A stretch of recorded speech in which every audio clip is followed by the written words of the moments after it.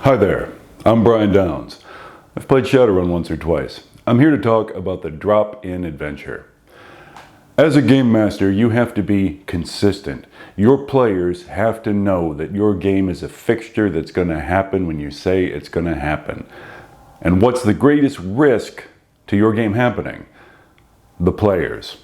If you've been doing this more than 10 minutes, you've had the experience where an hour before game time or less, the mage calls up and says, I'm not going to make it. Except that the adventure has to have the mage in it. This particular adventure requires the mage. What am I going to do now? Cancel? You don't want to do that. Play Risk instead? Your players signed up for Shadowrun. They don't want to run the risk of risk. So, what do? You prepare a drop-in adventure that you can play with any combination of your players at a time like this. You prepare a drop-in adventure and you have it ready for when this comes up. Now, what is a drop-in adventure? A drop-in adventure is something that can be dropped into your game at any time, played with any combination of your players. So, in Shadowrun, a kidnapping or some other sudden development usually serves the purpose.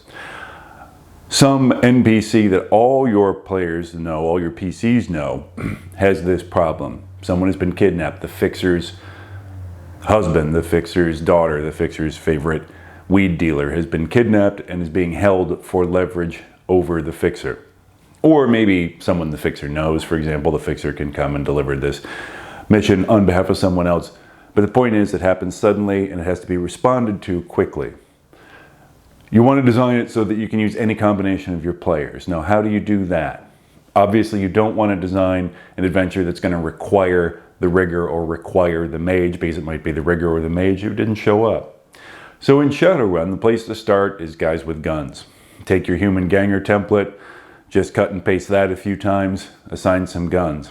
Make up about 6 of them. Then add one specialist, like a shaman, to the opposing team. Maybe that shaman has a spirit. Then add another specialist to the opposing team, perhaps a rigger. Rigger has a drone or 2. Now you're saying, Brian, that's a huge amount of opposition. Yes, but you're not going to use all of it. So now you've got a shaman, a rigger, and 5 or 6 guys with guns. And you can simply move these assets around to tailor it to whatever team of NPCs you've got. I'm sorry, whatever team of PCs you've got, I mean to say. If your team of PCs includes a decker, then the enemy team will include that rigger you prepared, but not the shaman. If your team of PCs includes a mage, then the enemy team includes the shaman, but not the rigger. And you add or subtract guys with guns, to taste. Maybe you only need 3 of those guys with guns and the shaman. Maybe you need 4 of those guys with guns and the rigger, depending on which PCs they're facing. Cut and paste all of that. Keep that up for saved as a template, because you can reuse it later for the same purpose. If in this adventure it's the rigger and 3 guys with guns as the OP4, 4 or 5 sessions later it might be the shaman and 4 guys with guns as the OP4. You've got it prepared.